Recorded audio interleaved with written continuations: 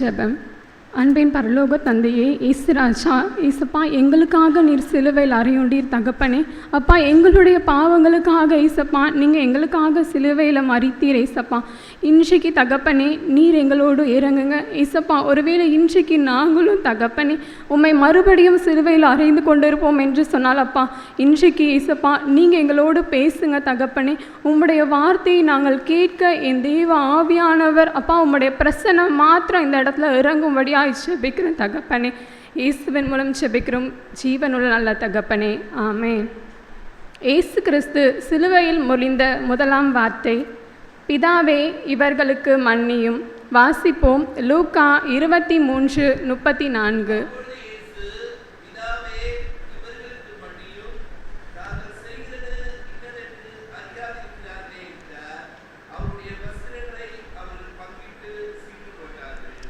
அப்பொழுது இயேசு எப்பொழுது என்று நாம் சற்று பார்ப்போம் என்றால் லூக்கா 22:44. அவர் மிகவும் வியாகுலப்பட்டு அதிக ஊக்கத்தோடே ஜெபம் பண்ணினார். அவருடைய வேர்வை இரத்தத்தின் பெருந்துளிகளாய் தரையிலே விழுந்தது. என் இயேசு கிறிஸ்து எங்கே பாடுபட ஆரம்பித்தார் என்று பார்ப்போம் என்றால் கெத்செமனே தோட்டம். அங்குதான் அவருடைய சரீரங்களில் காயங்களே இல்லாமல் அவருடைய வேர்வை இரத்தமாக வெளியே வந்தது. அவருடைய சரீரத்தில் உள்ள வேர்வை இரத்தமாக வெளியே வந்தது. எப்பொழுது இரத்தமாக வெளியே வரும் என்று பார்த்தால், ஒருவர் மன வியாகுலத்தோடு இருக்கும்போது, மிகவும் வருத்தத்தோடு இருக்கும்போது தான் அதாவது வேர்வை இரத்தமாக வரும் என்று சொல்கிறார்கள். அப்படியாக என் தேவன் உங்களுக்காகவும் நமக்காகவும் அவர் நம்மளுடைய பாவங்களுக்காக அவர் சிலுவையில் அறையுள்ள போகிறார் என்கிற அந்த ஒரு பாரத்தோடு அவர் அந்த இடத்திலே அவருடைய இரத்தம் சிந்தப்படுகிறது. அதற்காக அப்புறம் பார்த்தோம் என்றால் அவர் கல்வனை போல அந்த இடத்துல கைது செய்யப்படுகிறார். பிலாத்து அவர் குற்றமற்றவர் என்று நன்றாக அறிந்தும் அவரை விடுதலையாக்க பிரயாசப்பட்டும் முந்தின வாரம் ஓசனா என்று சொல்லிய அந்த ஜனங்கள் அவரை சிலுவையில் அறையும் என்று சொல்லுகிறார்கள். அதற்கு இணங்கி பிலாத்துவும் அவரை சிலுவையில் அறைய ஒப்பு கொடுக்கிறார். மத்தேயு 27:26.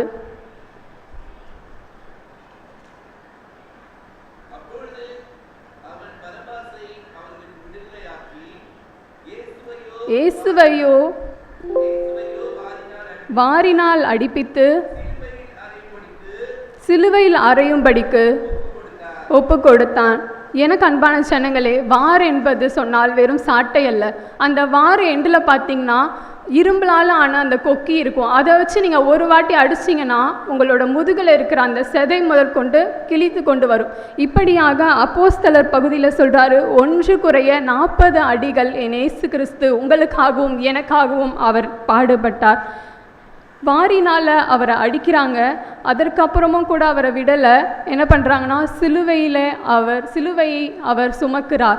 74.8 கிலோ கொண்ட எடையான சிலுவையை அவர் நமக்காக சுமக்கிறார்.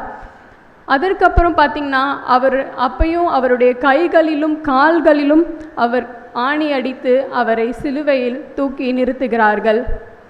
எனக்கு அன்பான ஜனங்களே, நம்ம நினைக்கிற மாதிரி ஈஸியாக கிடையாது. வெறும் என்னோட 2 கைகளில் மட்டும்தான் ஆணி இருக்குது, கால்கள் ஆணி இருக்குது. அதை ஊன்றி என் இயேசு கிறிஸ்து சிலுவையில் தொங்கிக் கொண்டு இருக்கிறார். அந்த சமயத்தில் அப்பொழுதுன்னு சொல்லி நம்ம ஈஸியாக சொல்கிறோம், ஆனால் அவ்வளோ பாடுகள் அவ்வளோ வேதனைகள் மத்தியிலும் அப்பொழுது என் இயேசு என்ன சொல்கிறான்னு பாருங்கன்னா, பிதாவே என்று நோக்கி கூப்பிடுகிறார். இயேசு கிறிஸ்து அதாவது தம்முடைய ஊழிய நாட்களிலும் என்ன பண்ணுறாருன்னா, மார்க்கு 6:46 வாசியுங்கள்.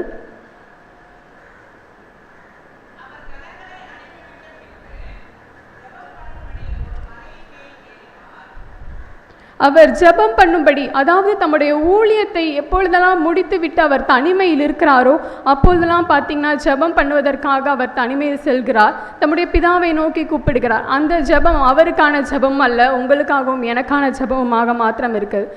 ஏதோ ஊழியக்கு பாதையில் அவர் செய்கிறார்னு அல்ல, அந்த சிலுவையிலும் அந்த பாடு மரணத்திலும் கூட அவர் தம்முடைய பிதாவை நோக்கி கூப்பிடுகிறவராகவே இருக்கிறார்.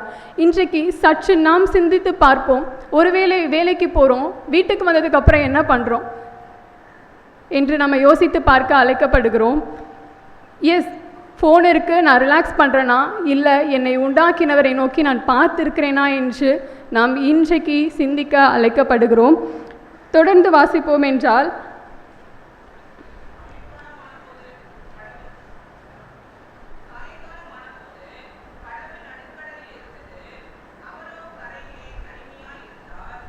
போதும்க்கா. ஸோ இப்படியாக அவர் எப்பொழுதெல்லாம் தனிமையாக இருக்கிறாரோ அப்பொழுதெல்லாம் இயேசுவை நோக்கி ஜெபம் செய்கிறார். எனக்கு பிரியமானவர்களே, உங்களுக்கு ஒருவேளை இன்றைக்கி நமக்கு கவலைகளோ, துக்கங்களோ, வியாதிகளோ, வறுமைகளோ, பண தேவைகளோ எதுவாக இருக்கும் என்றாலும் நம் யாரை நோக்கி பார்க்கிறோம்?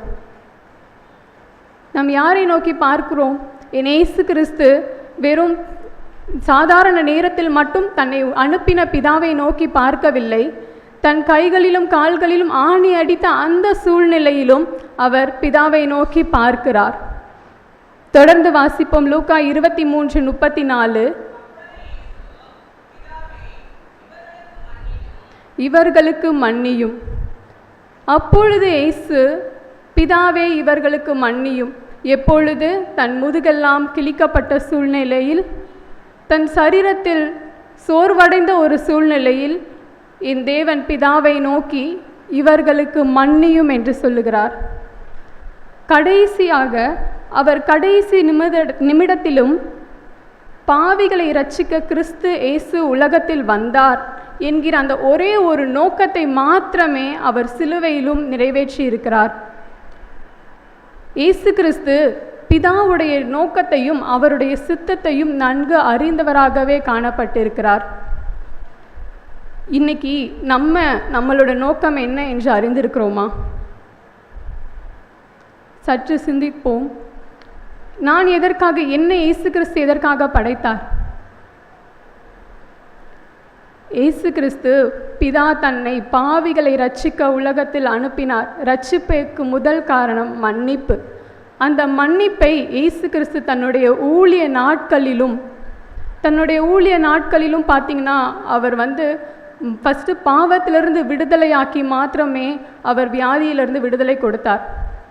அந்த ஒரு நோக்கத்தை, எஸ் என்னோட பர்பஸ் இதுதான் அப்படின்னு சொல்லி ஏசப்பா கடைசி வரும் அந்த ஊழியத்தை தொடர்ந்து செய்தார். மரண பரியந்தம் வாட் எவர் அவருடைய சரீரத்தில் இருந்த அவருடைய காயங்களோ, அவர் இரத்தம் வடிகிறது, அதுவும் அவருக்கு பெரிதாக தெரியவில்லை. எனக்கு அன்பானவர்களே, அவர் நமக்காக மரித்தார். அப்போ கூட அவர் பிதாவினுடைய சித்தம் என்னன்னு தெரிஞ்சு அவர் என்ன பண்ணுறார்? இவர்களுக்கு மன்னியும் என்று அந்த இடத்துல சொல்லுகிறார். இயேசு வந்தார், மரித்தார் என்று இல்லை, அவர் எதற்காக வந்தாரோ அதை நிறைவேற்றியே கடைசி பரியந்தமும் அந்த வார்த்தையிலே நிலைநிறுத்தி உங்களுக்காகவும் எனக்காகவும் அவர் பிதாவிடம் மன்னிப்பு கேட்டார். இன்றைக்கு நாம் பார்ப்போம் என்று சொன்னால், நான் எதற்கு இருக்கேன்? What is the purpose of me என்று நாம் யோசிப்போமா?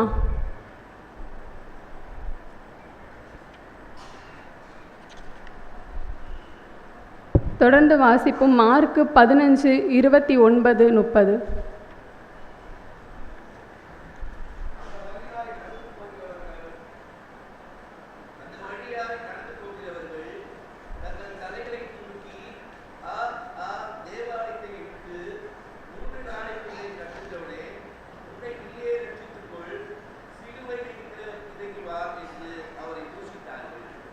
எஸ், ரெண்டாவது குறிப்பு என்னன்னு பார்த்தீங்கன்னா, பிதாவே இவர்களுக்கு மன்னியும்.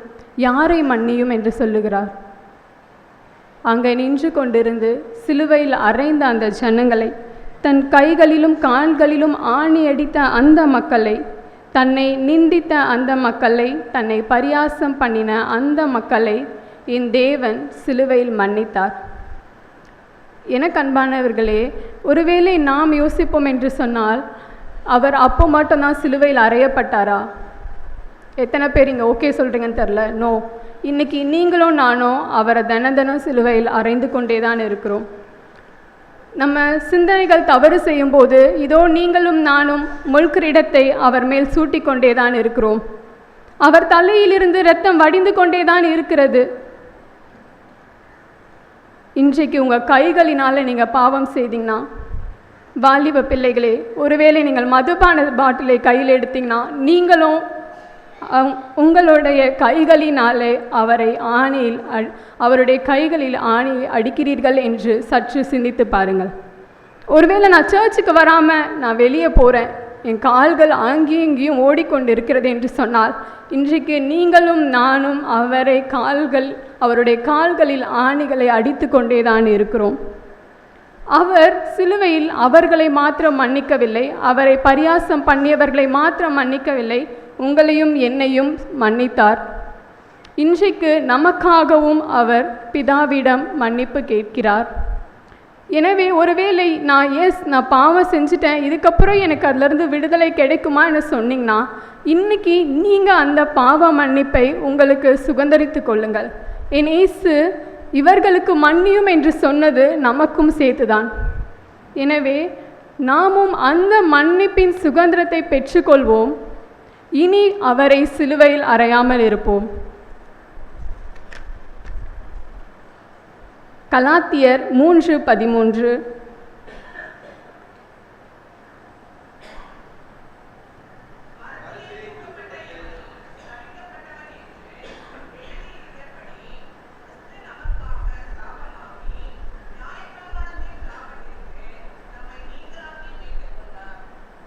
மரத்திலே தூக்கப்பட்ட எவனும் சபிக்கப்பட்டவன்.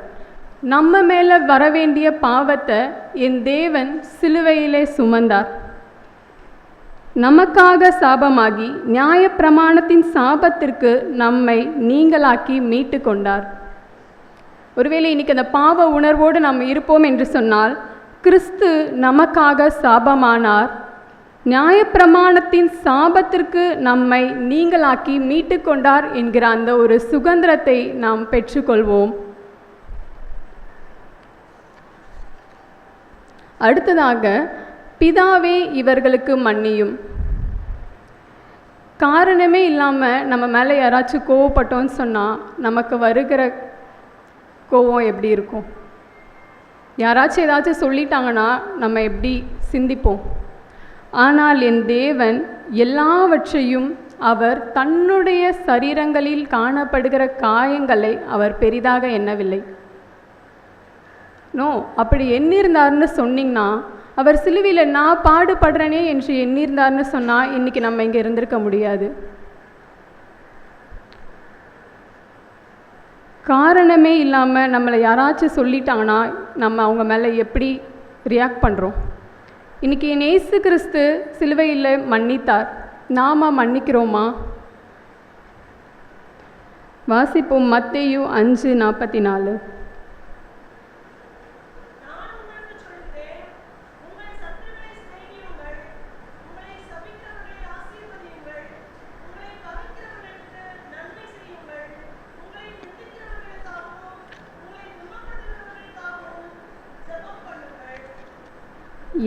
ஏசப்பா நமக்கு ப்ரீச் பண்ணும்போது என்ன பண்ணாங்களோ அதை அவரும் சிலுவையில் நிறைவேற்றினார். அவரும் அதை சிலுவையில் செய்து காட்டினார். அவர் சொல்லிட்டு போல அவர் என்ன பண்ணார்னா, அவ்வளவு பாடுகள் மத்தியிலும் அவர் என்ன பண்ணார்? தன்னை பரியாசம் பண்ணினார்கள். பார்த்தோன்னா மார்க் 15:29-30 தங்கள் தலைகளை துலுக்கி தேவாலயத்தை இடித்து 3 நாளைக்குள் கட்டுகிறவனே உன்னை நீயே ரட்சித்துக்கொள் அப்படின்னு சொல்கிறாங்க. இன்றைக்கி நம்ம யாராச்சும் ஒருத்தர் ஏதாச்சும் சொல்லிட்டானா நம்ம என்ன பண்ணுறோம்? அவ்வளோ கோவம் வருது, நம்ம சண்டைக்கு போகிறோம்.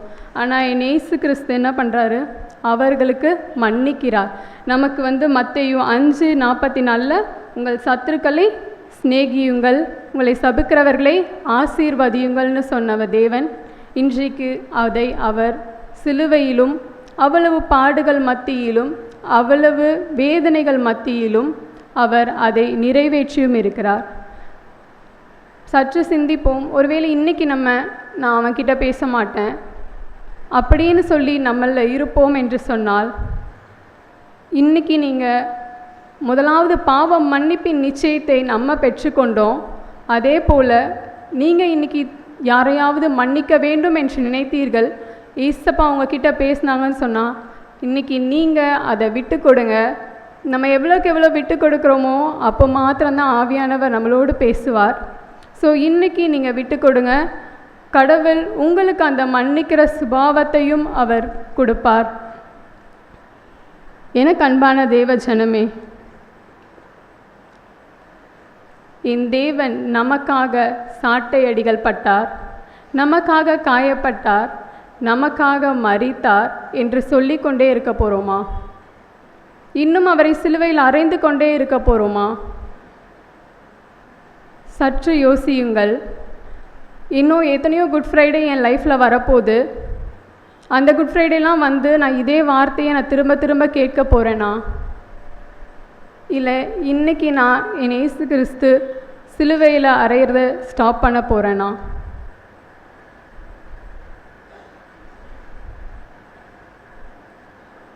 திரும்பி பார்ப்போம். இன்றைக்கி நம்ம தேவனிடத்தில் ஒப்பு கொடுப்போம்.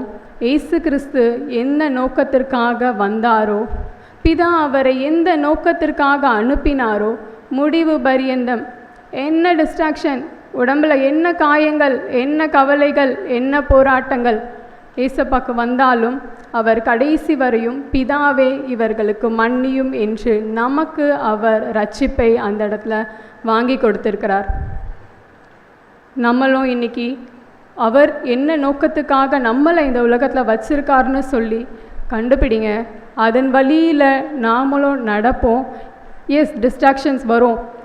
அப்படி வரும்போது இயேசு கிறிஸ்துவுக்கும் பாடுகள் இருந்தது, கவலைகள் இருந்தது. ஆனாலும் அது எல்லாவற்றையும் மறந்தவராய் மாத்திரமே அவர் பிதாவை நோக்கி அவருடைய சித்தத்திற்கு ஏற்றபடி இவர்களுக்கு மன்னியும் என்று சொன்னார்.